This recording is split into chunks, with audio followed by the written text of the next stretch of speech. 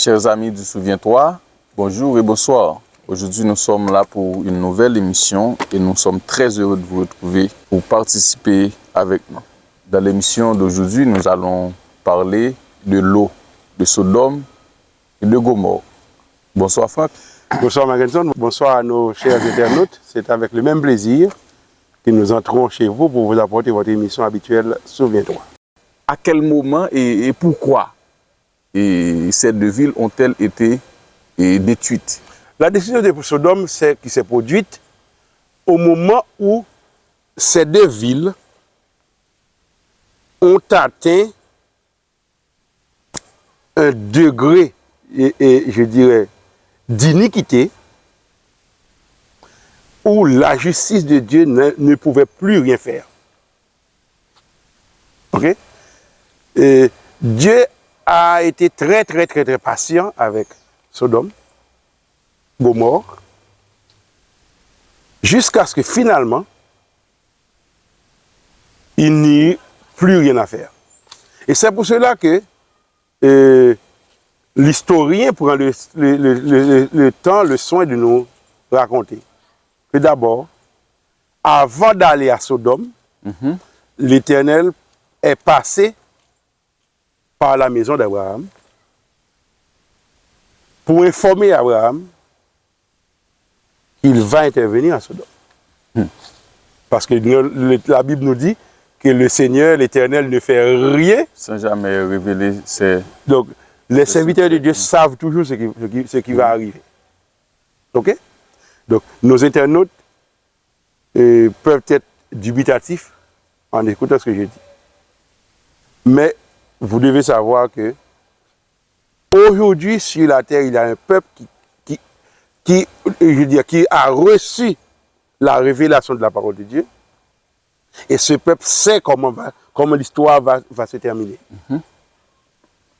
Et si nous continuons avec cette émission jusqu'à ce que le moment soit arrivé, eh bien, nous montrerons, Bible en main, qu'est-ce qui va se passer dans la suite de l'histoire.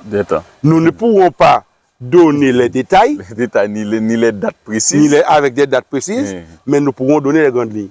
Parce que le Seigneur ne fait rien sans avoir révélé ses secrets à ses serviteurs les prophètes. Donc l'Éternel est passé auprès d'Abraham. Il a discuté avec Abraham. Qui était comme son prophète. Non, c'est son prophète, mais c'est surtout son ami. Okay? Ouais. C'est son prophète. Et l'Éternel est passé pour dire à Abraham, ok, je suis en route pour aller détruire Sodome. Et Abraham lui-même, à ce moment-là, a commencé à intercéder avec Sodome. Parce que rappelle-toi, Abraham avait déjà risqué sa vie pour sauver Sodome. Oui. Le roi de Sodome avait été attaqué, il avait été fait prisonnier, l'eau, le neveu d'Abraham aussi avait été emmené, prisonnier. Abraham avait risqué sa vie pour les sauver. Donc Abraham, c'est réellement un serviteur de Dieu qui aime son prochain. Donc Abraham ne pouvait pas accepter, sans rien dire, de savoir qu'une ville tout entière, pas seulement une ville, mais c'est pratiquement 5 villes. On est si généralement sur Sodome et Gomorrhe, c'est pas seulement Sodome qui a été détruit, c'est 5 villes, les villes alentours. 5 régions, voilà. Oui, les villes alentours. Donc, Abraham ne pouvait pas laisser ces gens mourir sans dire un mot. Il a dit, ah Seigneur, je sais que tu es Dieu juste. Tu ne vas pas, même si les gens sont méchants, mais au moins il y a 50 personnes dans la ville qui ne sont pas des méchants. Je suis sûr que pour ces 50 personnes, tu vas épargner les autres. Voilà. Il y a, bien sûr, s'il y a 50 personnes, je les épargne. Le problème, c'est qu'il n'y a pas 50 personnes. Okay. Abraham dit, oui, mais probablement, il peut manquer 10. Mais tu vas encore utiliser ta miséricorde pour 40. Jusqu'à ce qu'il en trouve. Finalement, il est descendu jusqu'à 10. Et l'Éternel a dit, même s'il n'y avait que 10, j'allais épargner la ville. Le problème, c'est qu'à Sodome, il n'y avait pas 10 personnes disposées à obéir à la voix de Dieu. Voilà, à la voix de Dieu. Au fait, en réalité, quels a été ou quels ont été les péchés ou les problèmes de... Ok. Généralement, Sodome est connu comme une zone qui pratiquait l'iniquité, mais de manière spécifique, l'homosexualité. L'homosexualité. Oui. Okay? Au point que sodomiser quelqu'un signifie pratiquer un acte sexuel, un acte homosexuel avec. Okay. C'est devenu une expression. C'est devenu une expression dans la langue française et dans d'autres langues aussi. Mais en réalité, lorsque tu lis la Bible, c'était beaucoup plus que ça. Ok, je suis content que tu me poses la question. Il y avait beaucoup plus. Oui, il y a beaucoup plus de ça. Je pense que je vais te référer à un verset dans Ézéchiel. Laisse-moi chercher. Ça doit être Ézéchiel 16. Ok. Ça fait quelque temps que je n'ai pas lu ce texte. Mais je crois que c'est Ézéchiel 16. Voilà. Ok, j'ai trouvé. C'est Ézéchiel 16 qui explique le péché de Sodome. Au verset 49. Voici quel a été le crime de Sodome. Donc c'est l'Éternel qui parle à travers le prophète Ézéchiel et qui dit voici quel a été le crime de Sodome. Elle avait de l'orgueil, ok? Elle vivait dans l'abondance et dans une insouciante sécurité.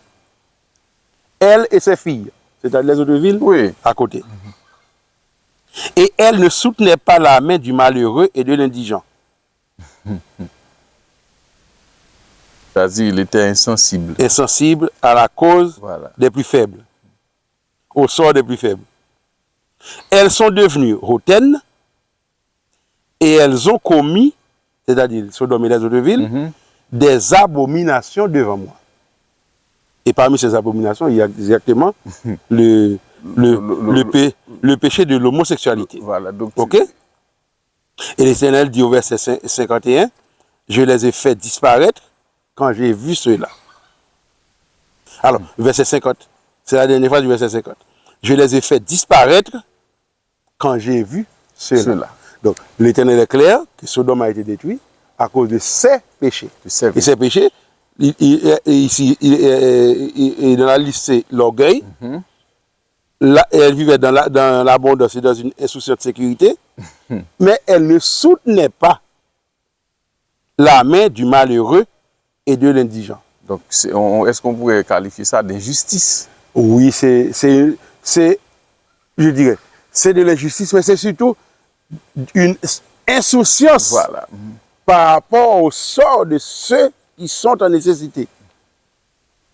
Et ce n'est pas l'occasion de faire une étude approfondie de ça, mais on peut rapidement en parler. L'Éternel est sensible à des catégories particulières sur la terre. C'est les pauvres, les gens à besoins spéciaux, la veuve et l'orphelin. C'est les trois catégories. En réalité, c'est presque deux. Parce qu'en général, les veuves sont pauvres, les orphelins sont pauvres. Mais l'Éternel a un œil particulier sur les pauvres, qui peuvent être hommes comme femmes. Oui. Les veuves, notez que ce n'est pas les veufs, mais c'est les veuves. Pourquoi les veuves? Parce que à l'époque biblique, les femmes dépendaient de leur mari.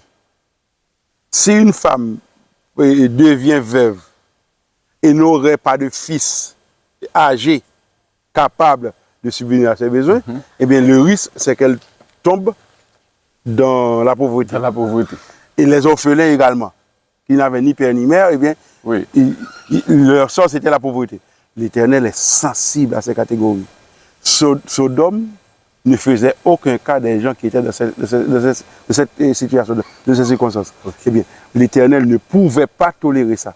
Mais en plus de tout ça, Sodome pratiquait l'abomination. L'abomination. C'est pour cela que Sodome a été détruite. Sodome et ses filles. Voilà. C'est-à-dire les autres villes qui ont été détruites avec elle. Ok, d'accord, merci. Ok, maintenant, revenons un peu sur l'eau. Comment pourrais-tu nous expliquer le choix de l'eau? Donc, il a regardé, il a vu que, par exemple, Sodome et Gomorrhe et les villes, ces 5 villes, alors, tu viens de parler, donc étaient plus fertiles. Ouais, c'était ça le choix le critère du choix de l'eau. Tu peux revenir au chapitre 4. Alors, le texte, c'est le chapitre de préférence. Il nous dit, l'eau leva les yeux et vit toute la plaine du Jourdain qui était entièrement arrosée. Je crois que dès les premières émissions, nous avons insisté par exemple sur l'erreur qu'avait commise Ève d'avoir jugé les fruits à partir de ce que ses yeux, De ses sens. de ce que ses yeux pouvaient voir. Au lieu de faire confiance à la parole de Dieu, elle a fait confiance à ses yeux. Je crois que Lot a commis pratiquement la même erreur. Abraham lui a demandé de choisir. Il n'était pas obligé de choisir. C'est la première chose à dire. Lot n'était pas obligé de choisir. Abraham lui a offert la possibilité de choisir. Mais Lot, s'il était censé pouvoir dire à mon oncle, je suis avec toi, je reste avec toi. D'ailleurs, si je suis devenu riche, c'est grâce à toi. Parce que c'est parce que tu as été en Égypte et le roi a tenté de prendre ta femme. D'autant plus que c'est Abraham qui a reçu C'est Abraham qui a reçu la bénédiction. En réalité, bon, ça c'est une autre histoire. Okay. Mais on ne peut même pas dire que c'était une bénédiction. Parce que ce n'était pas ça la bénédiction que Dieu avait promise à Abraham. Ça, c'était un cadeau que le roi d'Égypte a donné à Abraham. Ce n'était pas nécessairement ça la bénédiction. Et puis c'est peut-être même une malédiction, au lieu de dire c'est une bénédiction. Mais c'est une autre affaire. Oui, pas de problème. Ce que je veux dire, c'est que Lot est devenu riche parce que le roi d'Égypte a donné quelque chose à Abraham. Et on peut même se demander, est-ce que ce n'est pas Abraham qui a séparé ce qu'il a reçu en cadeau et qui a donné une portion à Lot? Et c'est cette portion qu'il a donnée à Lot qui a commencé à se multiplier et qui a expliqué toute cette richesse qu'ils avaient. Donc, Lot pouvait dire, non, mon oncle, ou bien mon frère, parce qu'à cette époque, les liens de parenté comme entre neveux, cousins, etc., on se traitait comme frère. Lot pouvait dire, non, mon oncle, ou bien non, mon frère.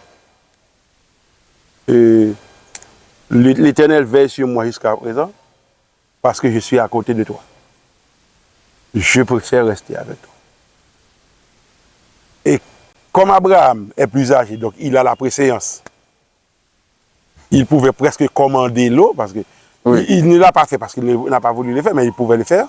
Il avait la légitimité pour le faire. Il pouvait dire à Lot, de toute façon, je te commande de choisir. Et Lot pouvait à ce moment-là répondre, mon oncle. Et dans ce cas, tu choisis, parce que tu es plus grand, tu choisis, je prends ce qui reste. Il pourrait laisser Abraham choisir. Mais lui, dès qu'Abraham lui a demandé de choisir, il a automatiquement levé les yeux vers la plaine. Pourquoi c'est vers la plaine? Parce que normalement, tu peux comprendre. Oui. La plaine, c'est plus facile. C'est beaucoup plus simple. Et il voit une verdure, et je dirais, abondante devant lui, dans la vallée de Sodome. Et c'est ainsi qu'il est allé habiter de cette ville abominable de Sodome. On peut imaginer que peut-être, au moment où il avait choisi d'aller à Sodome, l'abomination de Sodome n'était pas au niveau qu'elle a atteint lorsque le Seigneur est descendu pour détruire la ville. Mais de toute façon, Sodome, c'était déjà le mauvais choix. Donc ça, c'est la première erreur de Sodome, de Lot, et qui a beaucoup de conséquences, beaucoup de leçons pour nous. Oui, voilà. Et par exemple? Beaucoup de leçons. La première leçon, c'est que les sens ne sont pas un critère pour choisir. On ne peut pas prendre des décisions sur la base de ce que nos sens nous disent. Seulement alors? De toute façon, ce n'est pas par les sens qu'il faut établir des critères. Il faut avoir des critères plus solides que ça. Deuxièmement, Lot est allé à Sodome et l'histoire nous dit que Lot est devenu très riche. Il était déjà riche, mais il est devenu beaucoup plus riche. Beaucoup plus riche. Mais à quel prix? Et c'est ça pour moi la deuxième leçon, c'est qu'il ne faut pas payer quelque chose plus cher que ce quelque chose vaut.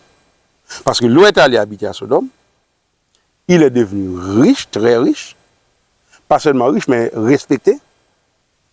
Lot est devenu un homme important. Un notable. Pourquoi un notable? Pourquoi est-ce que je dis que Lot est devenu important? Parce que lorsque les deux hommes sont arrivés à Sodome, ils ont trouvé l'eau où ça? de la porte de la ville.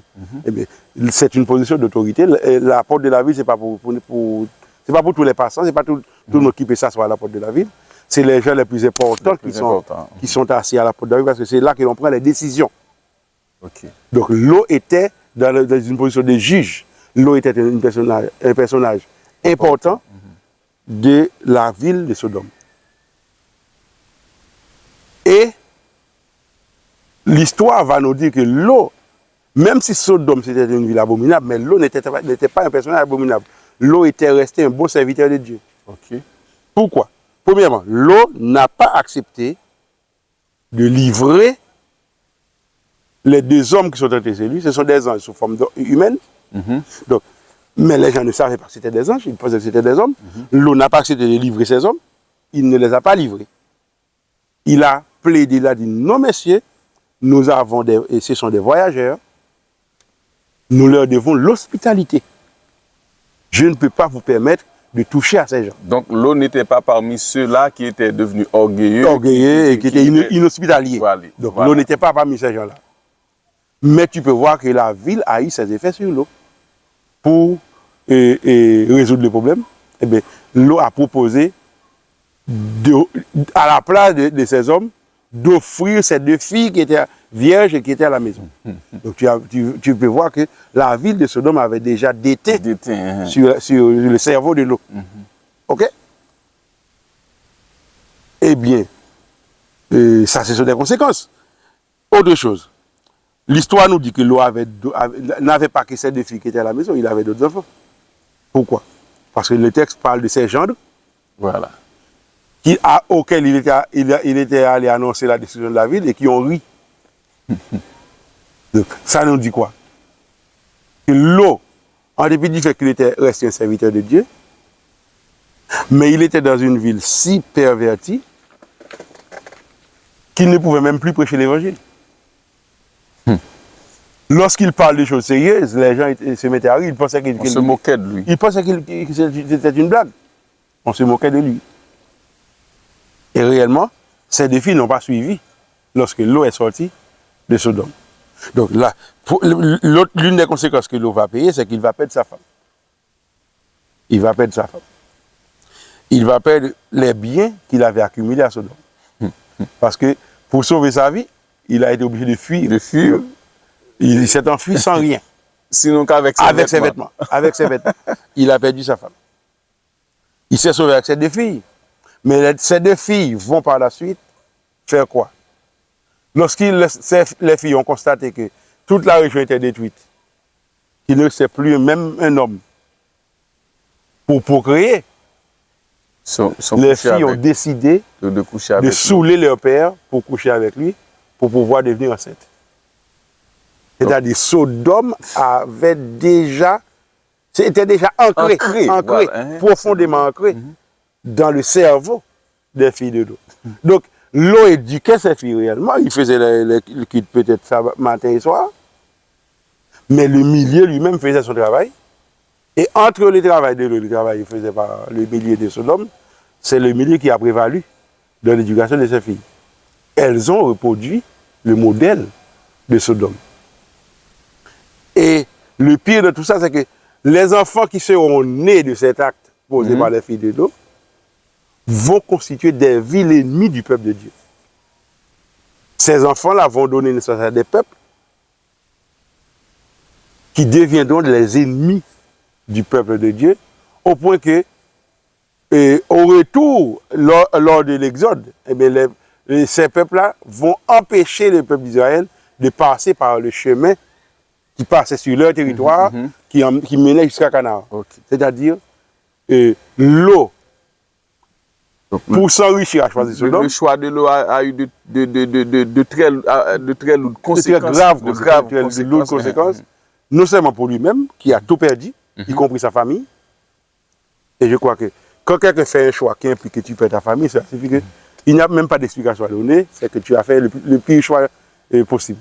Parce que rien ne peut remplacer la famille de quelqu'un. Donc tu veux nous dire que dans le plan du salut, quelqu'un qui veut hériter de ce plan ou qui veut faire partie de ce plan ou qui veut être sauvé, doit savoir choisir. Il doit savoir choisir. Ok. Il doit savoir choisir et il doit surtout pouvoir identifier les critères de choix. Et les critères de choix, les bons critères de choix, excluent de choisir à partir des sens. Il faut choisir à partir de ce qui est solide et il n'y a rien qui soit solide autant que la parole de Dieu. Donc c'est sur la parole de Dieu qu'il faut fonder son choix. Ok, d'accord. Et une très courte réponse sur la femme de l'eau. Et donc, sa perte. Écoute, Disons, et sa destruction. sa aussi, destruction. hein. Ok, ok. Bon, la femme de l'eau, C'est surtout dans le contexte et la femme de l'eau était, plan de la ce qui est arrivé à la femme de l'eau est tellement importante pour la postérité que Jésus lui-même va mettre en garde. Et Luc a pris le soin de rapporter la mise en garde de Jésus. En Luc 17, verset 32, Jésus dit quelque chose de très simple. Mhm. Souvenez-vous de la femme de l'eau. Pourquoi? Souvenez-vous de la femme de l'eau. Ça signifie quoi? Ça signifie que, premièrement, quand Dieu dit qu'il réserve un jour pour punir l'iniquité, ce n'est pas une blague. Il va le faire. Parce que nous sommes à une époque où beaucoup de gens, la plupart, pas seulement beaucoup, la plupart des gens sur la terre ont beaucoup de difficultés à comprendre la notion de punition. Parce qu'aujourd'hui, ce qu'il faut prêcher, c'est que Dieu est amour. Et tu arrives dans beaucoup d'églises où tu rencontres des prédicateurs qui ne peuvent prêcher rien d'autre que ça. Dieu est amour. Et l'amour pour eux, c'est l'amour postmoderne. C'est-à-dire l'amour permissif. L'amour au nom duquel tout est permis. Tout est fait. Donc quand tu parles de punition, c'est que tu es une mauvaise personne. Mais Dieu nous dit dans sa parole qu'il arrivera un moment où les hommes devront rendre compte de leur conduite. À ce moment, les grands de la terre diront aux montagnes et aux rochers, tombez sur nous et cachez-nous devant la colère de l'agneau. Je ne sais pas si tu entends. Devant la colère de l'agneau.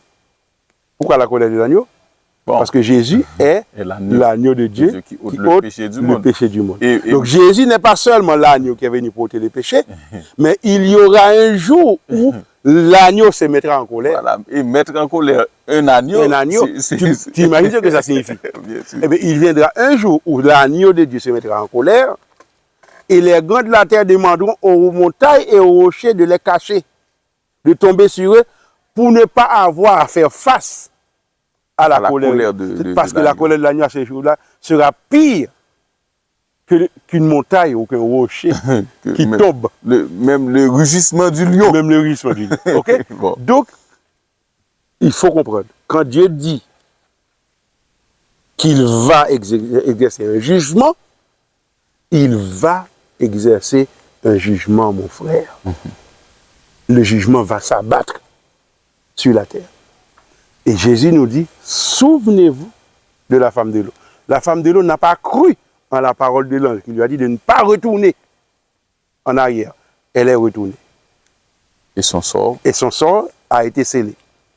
Eh bien, ceux-là qui ont la même conduite que Madame Lo aujourd'hui recevront aussi le même sort que Madame Lo. Donc, souvenez-vous de la femme de l'eau signifie il faut mettre Sodome dehors de nous-mêmes. Il ne faut pas seulement laisser les Sodome, il faut aussi abandonner Sodome. Repousser Sodome. Il faut expulser Sodome dedans de nous. Ok. La femme de l'eau avait laissé Sodome. Pas volontairement, parce que c'est les anges qui les ont poussés à laisser Sodome. Mais Sodome était encore avec elle. Finalement, elle est retournée à Sodome et c'est pour ça qu'elle est morte. Et bien, elle est restée un exemple pour nous dire que quand Dieu dit qu'il va nous juger, il y aura un jour pour ce jugement. Sauf que tout le monde n'est pas obligé de passer par ce jugement. Ce jugement, ce sera pour ceux qui n'obéissent pas à la parole de Dieu. Ok, d'accord. Maintenant, une dernière question, c'est sur l'intercession d'Abraham. Ok. Et qu'as-tu à nous dire et très brièvement sur l'intercession d'Abraham, malgré que l'eau... L'intercession d'Abraham peut nous dire beaucoup de choses, parmi lesquelles nous autres qui savons que la terre va être détruite, nous ne devons pas nous croiser les bras et attendre que cette destruction arrive. Nous devons avertir les hommes que ça va arriver pour qu'eux-mêmes ils puissent aussi profiter du temps de grâce qui est donné maintenant pour ne pas participer à la destruction. Mais en plus, nous pouvons intercéder auprès de Dieu pour eux aussi. Ça, c'est un modèle. C'est un exemple que nous devons suivre. C'est malgré que l'eau avait choisi, et à son avis, le meilleur endroit, matériellement. Matériellement. Voilà. Mais l'eau est quand même allée dans une autre ville. L'eau n'est pas allée là où il devait aller. Là où il devait aller, c'était dans les montagnes. Oui. OK? Mais si tu permets, avant de terminer l'émission, j'avais envie de donner d'autres précisions historiques sur Sodome, parce que ce n'est pas seulement les recherches d'aujourd'hui qui permettent de repérer le site, c'est que des historiens de l'Antiquité également ont parlé de Sodome, comme Flavie Joseph, comme Tacite, l'historien romain, ou même le Talmud qui conserve la tradition des Juifs, parle de Sodome parle de la mer morte comme la mer de Sodome. C'est pour dire que, eh bien, Sodome, c'est une ville qui a réellement existé. Et que quand Jésus nous dit, souvenez-vous de la femme de l'eau, il se réfère à un événement historique que nous pouvons prouver aujourd'hui pour nous dire que, eh bien, cette destruction, ce n'est pas une blague. Ce n'est pas une allégorie, ce n'est pas un euphémisme pour parler de quelque chose, c'est quelque chose de réel. C'est un fait. Et ce qui s'est passé à l'époque de l'eau, eh bien, arrivera un jour. Et pour cela, il nous dit, souvenez-vous de la femme de l'eau. Si tu me permets, c'est ce que je vais dire à nos internautes. Souvenez-vous de la femme de l'eau. Souvenez-vous de la femme de l'eau. Et merci, je pense que c'est sur ce mot que nous mettons un terme à l'émission d'aujourd'hui. Et vous, chers internautes, nous vous remercions de votre fidélité et votre participation avec nous. Et nous vous donnons rendez-vous à la prochaine émission. Et n'oubliez pas qu'ici, c'est Souviens-toi.